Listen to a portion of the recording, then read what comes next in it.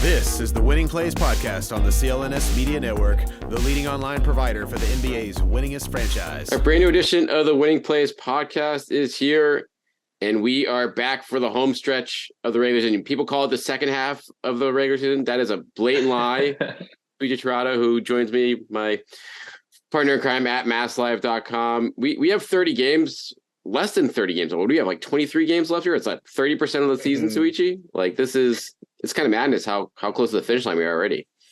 Yeah, it's pretty much the last like third or quarter of the season, depending on how many games you played. So I do laugh whenever people say second half, though. Like, this isn't like the other leagues where it is more like the traditional second half. So it's pretty much, I like it though, B-Rob. I've always said like my first full NBA season was last year, and I remember like the last 2 weeks before the All-Star break is like a grind. Whereas like after post All-Star break, like you're just like, it's just like vibes from here. I feel like you got the last stretch, March Madness is happening. Then you got the playoffs, and then playoffs are tiring, but it's also a lot of fun. So I feel like this is like when things ramp up and it gets like a little bit more fun. So I'm looking forward to it. Yeah, definitely going to be a fun month ahead on the basketball front for the race in the East, the race in the West, March Madness obviously being around the corner, and we'll be front and center for all of it here. But I figure, I don't know, I made a editorial decision. I really don't want, I feel like we've passed the point of no return for All-Star talk, unless you have a hot take on All-Star game. Nope. I feel like, we're not going to go there. Like, Tatum got the MVP. That's great. I feel like, if anything, he missed a huge PR opportunity. This is my one takeaway from the All-Star game. He missed a huge PR opportunity giving the card to Jaylen in real time after winning the MVP. Just a total missed opportunity there. Like, that'd be a legendary move. So the only thing is, I believe the car goes to a charity. Is what I think they said. Okay, so unless Jaylen, or I guess it could go to the Juice Foundation. I guess right. That's actually donate it to Jaylen's charity then. Like, here, Jaylen, we'll send this to like whoever you want. Like, this is your thing. I mean, I just thought like, oh man, from a PR perspective, that would have been hilarious, but. No matter what, it was still, they're the only entertaining part of the All-Star game, though, the one-on-ones between those guys. So kudos to them. In terms of PR, Jayson Tatum could not have had a better PR day for his new sneakers. So at least he had that going, basically. People are going to be like, oh, either I'm going to debut my new sneakers or I'm going to buy these new sneakers. So all the fans got to see that at least. Cool colorways, too.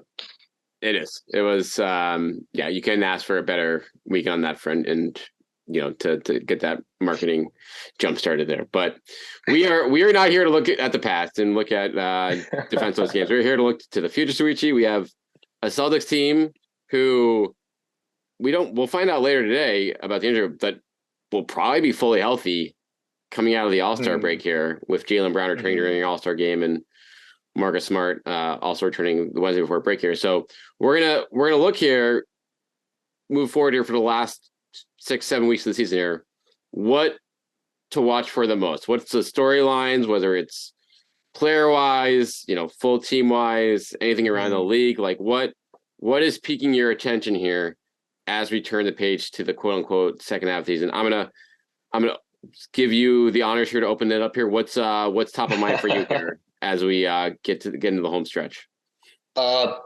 I think biggest priority is simply playing that starting lineup from last season, right? They played 6 games together. The double big lineup of Marcus, Jaylen, Jayson, Al, and Rob. I just think that's it. Like, I don't think it's necessarily like a chemistry thing, but Joe Mazzulla has mentioned this like a few times throughout the season. So the past couple of months, it's basically like, it's not like, it's just kind of like relearning how to play with each other in terms of that chemistry. Like, I'm not, I wouldn't say I'm necessarily worried that they wouldn't be able to mesh come to playoffs, but like, right, like we keep talking about 23 games left. They've only played 6 this season just because of injuries, back-to-backs, all those kinds of things. Like, I just think that's the biggest priority in terms of just like getting yourself ready for the playoffs. I guess ramping up time now. Like, we've talked about Jason's minutes a lot, talked about Jaylen's minutes a lot, the depth, all those kinds of stuff. But at the end of the day, like, you need your top, 8-9 guys playing, and the top 5, as we saw last year, B-Rob, right, was a huge part of the historically great defense, and I think this is a little bit of a different scenario too compared to last year, just because remember last year Rob got injured, I think, against the Timberwolves, and obviously he was kind of shorthanded-ish during the playoffs. Like, now's the time where, you're feeling fresh after the All-Star break. Things are looking good. Your two stars are young, so they should be feeling fresh. Hopefully don't wear it down in the playoffs. So I think it's a better, we don't know injury-wise what'll happen in the rest of the season, but if you can keep this momentum going and keep everyone healthy, I think that just, you feel a lot better going into playoffs just because you never do know. But I just think it's those top five guys, see how they play together, see if they mesh well. They continue to mesh well just because I think that's the biggest priority if you want to make a finals run. Yeah, that's a really good point. But I mean, I'm looking at the numbers right now. 6 games, 29 minutes total. 29 minutes. 29 minutes, which is nuts. But then you think about all the back-to-backs that, they've been back for longer than that, and they've been healthy together at points more than that. But with the back-to-backs mixed in, and then just the odd man here or there being out, like that's really not a lot. And given how good that group was together last year, I think it remains the odds-on favorite to be when things do turn to the playoffs, that this is the group you're going to roll with. But I could see certain matchups where if this group doesn't necessarily mesh great, in the next 20 plus games, that like maybe you think about a different look, or think about throwing Derek White in there, given based on how good he is. I don't think that will happen, but offensively, the numbers and the limited sample size here, but 101 points per 100 possessions with this group together in those 6 games, like that's pretty horrendous given what this team's season numbers are. Yeah, and I think the biggest thing with that group is that, like, against the Bucks, I actually don't think that's like the best matchup because Rob can't necessarily shoot, and obviously want to shoot. Right. Like against the Bucks last week when it was basically the main Celtics playing, like I thought it was partly, or at least one of my takeaways was like Rob wasn't the greatest matchup against the Bucks realistically. Like you just wanted, right? Like they shot the lights out of the ball, I believe, that game. So I think that's the number one thing you're looking at, just like you said, like to mesh it and just see, just because like I think the biggest thing was the Celtics that I've been so impressed with, like roster-wise, is like pretty much everyone can shoot the ball, like shoot the 3 ball, and it's the willing shooter besides Rob, who he'll shoot. The jack went up like at the end of the shot clock, but that's pretty much it. So I think the roster construction is good, but when you do incorporate a Rob Williams, like Joe Mazzulla has said, like he can still space the floor without shooting, but like that's just a different dynamic on the court. So I think that's just like you just need those minutes, those game time speeds. Like it's been a season pretty much since you've had this lineup consistently, and I just think going against tough competition down the road, like you still have a lot of big games. Like it's a perfect testing ground to go from here. So a lot to look forward to. I think. I mean, you still have the number 1 record in the East. It is by a half game, but and I think that's the craziest part, Rob. Like you still had that great season. You kind of been a little bit mediocre for stretches this year, but like you still come away going into the All-Star break number 1 in the East, number 1 in the NBA, and you haven't had your best 5 out there. And I think that's kind of the crazy thing about the Celtics, right? Just so deep. So we'll see. I don't know. It's one of those things where I think you feel great, but right, you need that next level in the playoffs, and I think this is where the Celtics can get that production, especially on the defensive end. Yeah. There's no doubt that defensively, that group is the best you have to offer to start games there, and I think we've seen the vulnerabilities of Al Horford as the center, against elite offenses at times during this regular season now. So that's if you're going to go with that look, eventually that's going to be like you want to win the game more of offense than defense. So ideally you get back to this where the defense is elite with this group when everyone's at their best, and then you get to a better spot offensively. And I think honestly part of that too is like I think they need Rob to be more aggressive, like taking shots around the rim, like as opposed to, and he got into a good rhythm with that at times last year. But this year, I don't know whether it's a physical thing or just him being unselfish, but like he turns down a lot of things like in good position against smaller guys down there. And those are a few easy points per game that you might not necessarily want to give away when you have, this group out there. Yeah, it's funny. Who was it? Like maybe it was Tristan Thompson where he would get offensive rebounds, but you're like, why are you going up with it? Yeah, right. No, see the anti-Tristan Thompson. Yeah, it's just like, Rob, why aren't you going up with it? So his offensive rebounding numbers are just insane when you look at it when he is on the court and off the court. So he's pretty much out there just doing his thing. And as a fan, you notice that too whenever he collects them. So I do think it's funny though that we've gone from the Tristan Thompson from the COVID year to now. But such different vibes compared to that COVID year or that that first full COVID season, which was a kind of a mess, but we're here now. So very happy about that. And that's Tristan Thompson just isn't in the league this year. Like He went from a mid-level guy to like Mhm. pretty much being done within 2 years here. But that's what happens when you try to put every ball back and you're not really that good at it. So, all right, my follow-up here. I'll piggyback off of yours a little bit. It's not the same thing, but it's lineup related. I think closing five is the next thing that's top of mind if I'm Joe Mazzulla right now, because once again, you really haven't had this group healthy for much of the year, and you're going to have some really tough decisions to make down the stretch here, whether that's going double big with Al and Robb in certain games, or if you only want one big, which one of them to go with on certain nights. And then obviously, Jaylen and Jayson are locks out there, and I think Smart's pretty close to a lock out there when he's healthy, but then you're deciding between Derek White, Malcolm Brogdon, and even Grant, if he's like has a good game going. I think he has to be potentially in the mix there as well. So I don't know. Do you think they're ever going to get a point where they like settle on a closing five, or is it going to be a situation where it's always going to be matchup or game, related in terms of like who's playing well that night?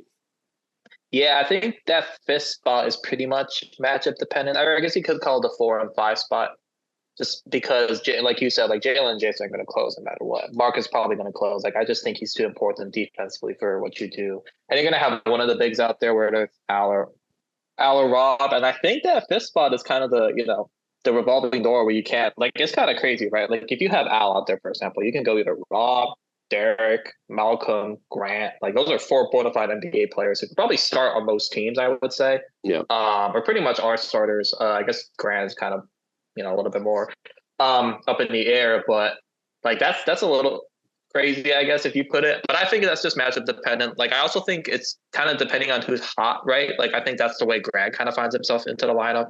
If he's shooting the 3 ball well, kind of the same thing with Derek, but he brings a lot perimeter wise. Like I just think and I think we've seen that throughout the season. And I think that's maybe one of the blessings in disguise is in terms of like kind of the availability question is with Jaylen dealing with facial contusion, Marcus with a sprained ankle, Malcolm misses a few games. Like you've got all these guys who are pretty battle tested, and you have been able to see like different matchups and different things. In those closing situations when games do matter, and like I look it up right now, but like the Celtics clutch record this season has been much better than in the past. Right? Like I feel like like when we were doing podcasts and stuff like that over over the past couple of seasons, it's pretty much like, why aren't they good in clutch games? Like this season, like their win percentage is second in the league, like 69.2%, 18 and 8 in clutch games. Like that means a lot. And I think that's kind of a testament to that flexibility that they have in that fifth spot or whatever, pretty much a 3 through 5 based off of availability. So I think you see a lot of good things, but I think you can feel a little bit more comfortable, I think, clutch game wise,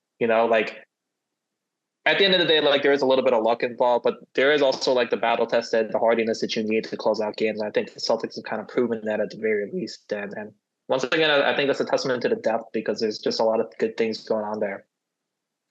Yeah, that's kind of nuts. That's that 18 and 8. So that's in clutch situations on NBA. Yeah, I would not have clutch traditional. I would not have thought it's within 5 points in the last, I think, 5 minutes of the game. So yep. Yeah, that's like I wouldn't have guessed it's that high because it's like a few of the ones they've lost have like been pretty egregious in like those real tight situations late. But if you just kind of zoom out big picture a little bit more, it's like okay, they've been in tight games in the middle of the court, and they probably have put a lot of teams away even before it gets to crunch time at that point, like in the last minute or two. So that's a tribute to that, and obviously that's a huge sign of progress based on the last 2 years, because that was an area they really struggled, the first half of last season and definitely the year before that, when they were shorthanded a lot of the way. Yeah, actually, good you mentioned that up. They've only played 26 clutch games, which is actually tied for, I believe, the 5th lowest or the 4th lowest in the league. But the 18 wins is good. 18 and 8, like they have the second best win percentage. So that means a lot. And I think, like you said, like I think that's partly because they are putting games away. One of the better net ratings in the league, obviously. So, but yeah, I just think you remember the close losses, the overtime losses, like the 2 against the Cavs, for example, early in the season, or sure. Or I'm sure we can nitpick one of the 8 losses. Like that's what people do. That's what the media does in a lot of ways, right? I don't think the players necessarily do, except in the film. So, but I think I remember B-Rob telling. I remember. I honestly thought like last season, early in the year when they were struggling in clutch games, I thought there was like a little bit of an unlucky aspect to it. I think the pendulum swings a little bit this way, so I think you just enjoy it. I think you enjoy the wins, of course, but you enjoy that. Hey, maybe you are getting a little bit lucky in these clutch games. Hey, for example, the Lakers game against LeBron, like realistically, you got pretty lucky there.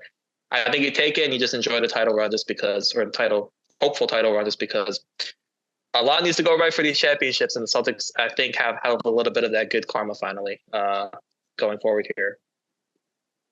I agree. All right. Do you have anything else here? What do you have next in terms of what's on your radar?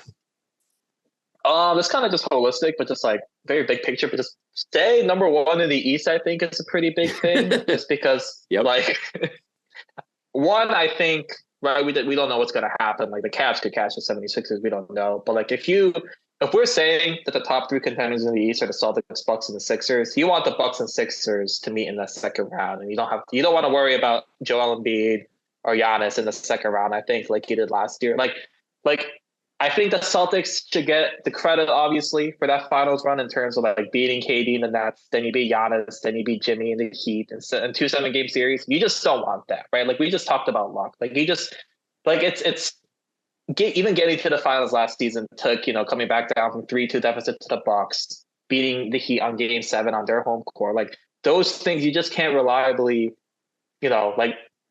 hope for these things every season. So I think just putting yourself in the best position is just so important. Like the Bucks shot terribly in Game 7 from 3 last year. Like you just can't expect that if that's in Milwaukee, for example, this season. So I just think stay number one, do your beat writers a favor, keep us at home longer.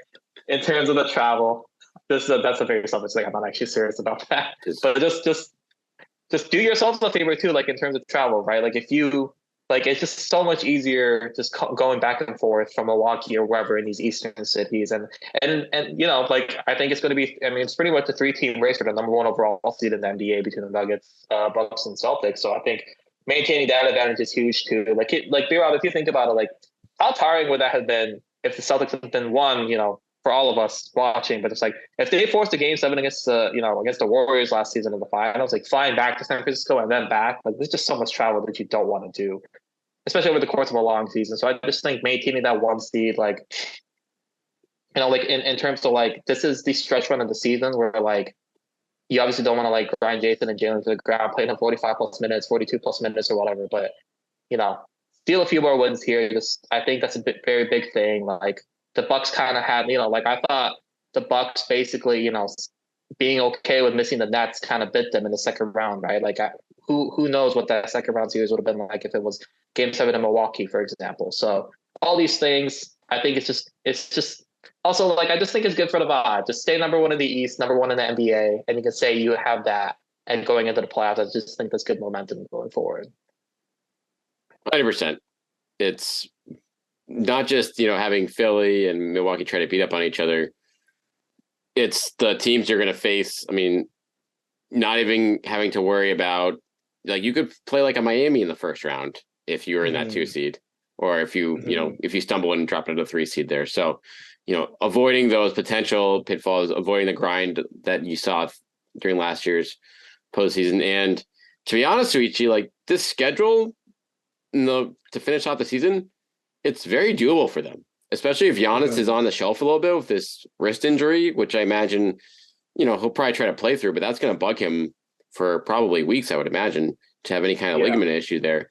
But you have one long road trip, but the teams on that road trip, like Atlanta, Houston, Minnesota, Portland, Utah, Sacramento, like that's not a scary trip. That's a trip that you should probably easily go 4-2 on at a minimum. So you get through that, and then by and large, you have a lot of home games, and you have a couple of tilts with the Milwaukees and the Sixers of the world. But beyond that, like this is a situation where it's right there for you to take care of business. Like you're not going to have to overexert yourself, and you're getting healthy here at the right time in order to do that without running your guys into the ground. Yeah, I think that's the biggest thing in terms of like not overexerting yourself. I'm looking forward to the 2. They play Cavs twice, the Sixers twice, Bucks once. So those will be some big games. Yeah. I am looking forward to those. I think those will be fun. But in terms of like the West opponents, like you don't really have any. You're pretty much done You playing pretty much had everyone. teams Yeah. in the West. Just Sacramento. Yeah, like yeah, Sacramento. What a thing! What a thing we're saying. What a time. Yeah, pretty much just Sacramento. Looking at the schedule, but like you really shouldn't be losing to like Portland, Houston. The Jazz are kind of up and down, I guess, after their hot Who knows start. who they'll be playing at that point? I mean, like middle of March, Yeah, exactly. I expect Like have that team to be late in shut the down. season. Like But you have Toronto twice at home late in the season. Like what? If the Raptors are out of it, like what are they going to be playing for? So yeah, I think the schedule looks great in terms of keep the number one seed. And who knows? Maybe you can rest your starters a few more games, give them that basically that extra. You get a week between the end of the regular season and the playoffs. Maybe you get a week and a half, which would be ideal. So. Yeah, no, I think that's good. It's the race there is going to be, we'll go down to the wire. They don't play the Bucks again until the end of March, and they have that game against Philly too at the beginning of April too. So the challenge is there that all those games are on the road. But at the same time, the Celtics do have the edge, head to head over Philly so far, and are in a tie with the Bucks. So that's a situation where you take care of business early. Those games become a little less important down the stretch there as we get to next year. My other thing I want to watch for here is kind of piggybacks off of what happened last week is Joe Mazzulla being named, the permanent head coach here.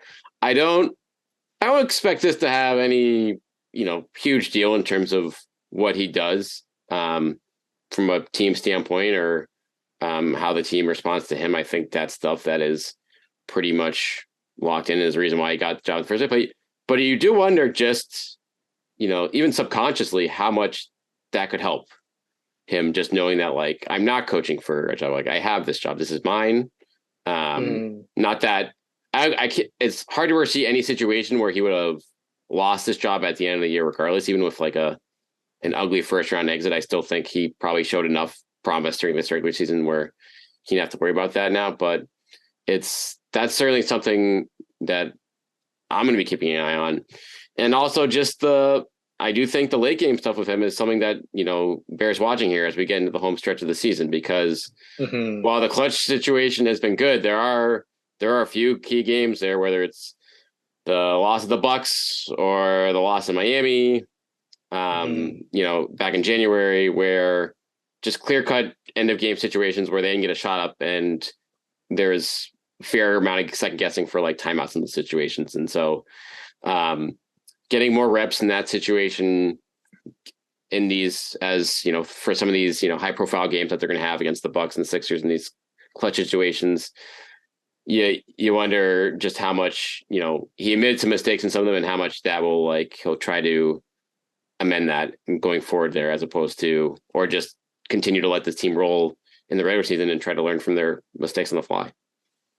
Yeah. And I think two things with Joe. Obviously, the first thing is what you mentioned, the in-game coaching. I'm actually curious to see how, he has the experience, I think, which is obviously good as an assistant in terms of scouting these opponents and building the game plan and stuff. I'm curious to see, it's just so different compared to the regular season. I believe, and speaking to a few people, I believe he had to scout for the Miami game last year, which is kind of a big deal, I want to say, in terms of him helping his coaching pedigree and his reputation and everything. So I wouldn't. This isn't a knock on Joe at all. I'm personally just curious to see how he, how he deals with those adjustments over the course of a 7-game series against some very talented coaches, some very playoff tested coaches too. So I think that's something that will hopefully doesn't become an issue or anything. And I'm not saying it will, but I think it's just one of those things that you're gonna have to go through for the second straight year, right? With Ime, essentially, right? That was his first time kind of navigating that, and I'm sure he got comfortable as it went on. So I think that'll be good, and hopefully, the Celtics will get a nice, easy first round opponent where they can just kind of tinker with some stuff against an inferior opponent, just kind of overwhelm them in 4 or 5 games. So, but great point, B-Rob, in terms of the Joe aspect. I think I'm hoping he enjoys that, I guess, but I'm hoping he's I'm hoping his media answers will be a little bit more fun. We'll put it that way. Time will tell on that front now, but yeah, that's a nice thing.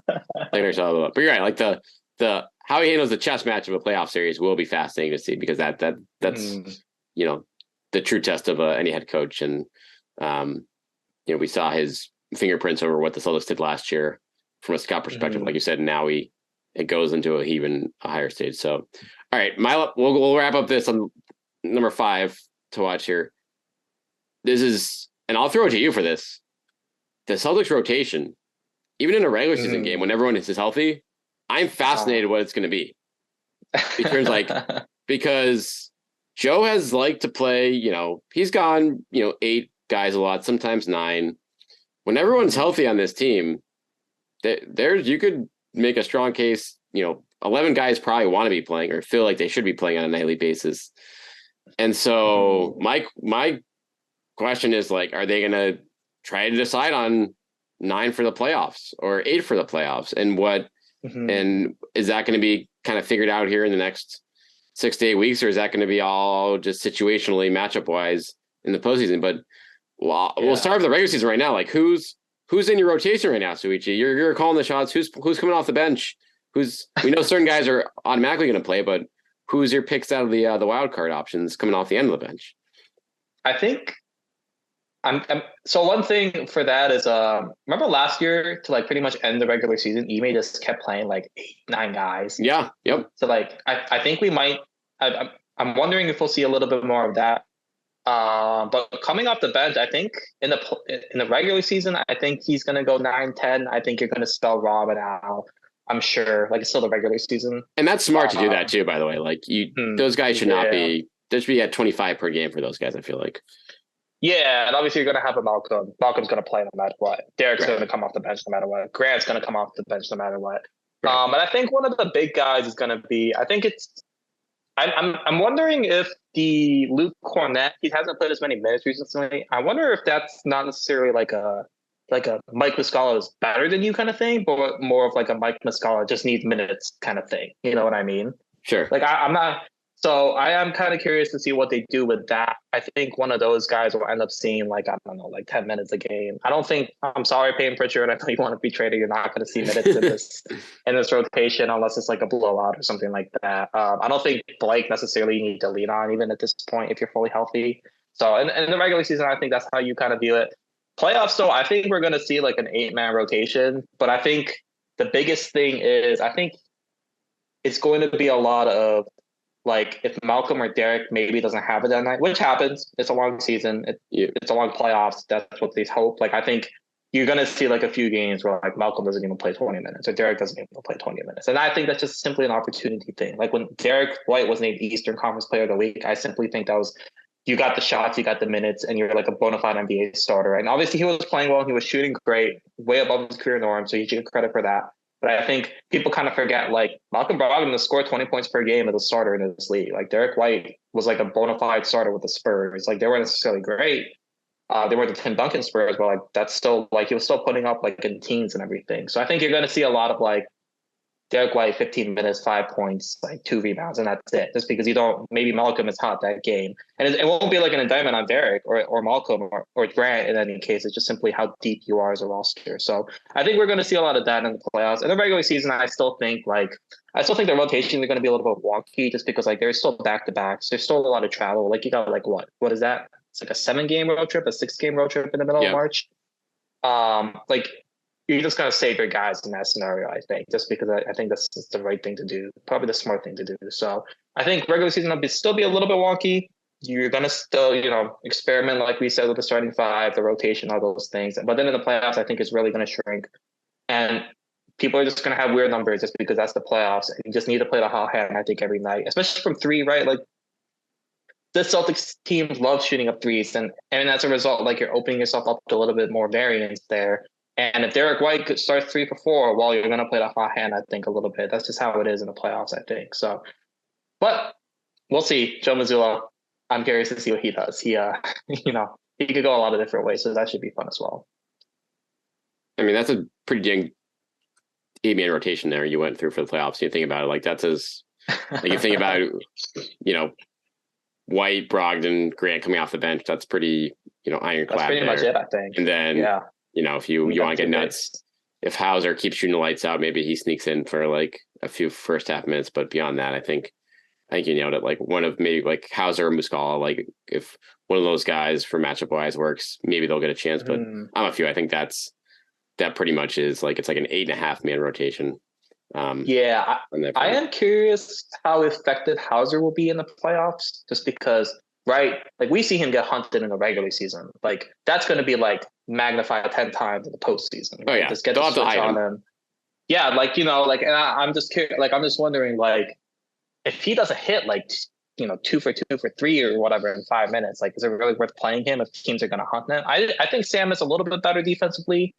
Like he can hold his own generally speaking, but like in the playoffs, like if you switch on to Giannis, like then what happens? You know what I mean? So it's just I think like you said, 8.5 man rotation. I'm curious to see what happens with Sam. Obviously having a great season, but you never know. I feel like you just never know in the playoffs. It's just a completely different beast. So it is. We'll see. Well, all those guys will get some reps here against some of these potential playoff opponents in the next few weeks here, but that will be, we probably won't get a full answer to that story until we get to April here, but that'll do it for us here as we get you ready for the second half of the year. Make sure you're following Souichi on Twitter at SOUICHI Terada. Make sure you're checking out all our stuff at masslive.com as well. We'll be hitting the ground running. Souichi will be on this upcoming trip heading to Philly and MSG as well, which will be a nice way to kick things off here in the home stretch of the season. And then we'll be back with you guys next week to respond to it all and see. I don't know, Souichi, are we going to get a full healthy, like, are they going to play? We're going to get a healthy squad for this whole trip? It kind of feels like we will, but time will tell. The injury report comes out in hours, right? It's like, yeah, they should. Someone pops up on the injury report, then that's not a good sign after a week off, but stranger things have happened. That's true. All right. Well, COVID illness. Exactly. Yeah. Oh God, they'll get the COVID outbreak now, like the rest of the world. But all right. Thanks for hopping on, Souichi, and we will talk to all you guys again next week. Yeah. Thanks for having me.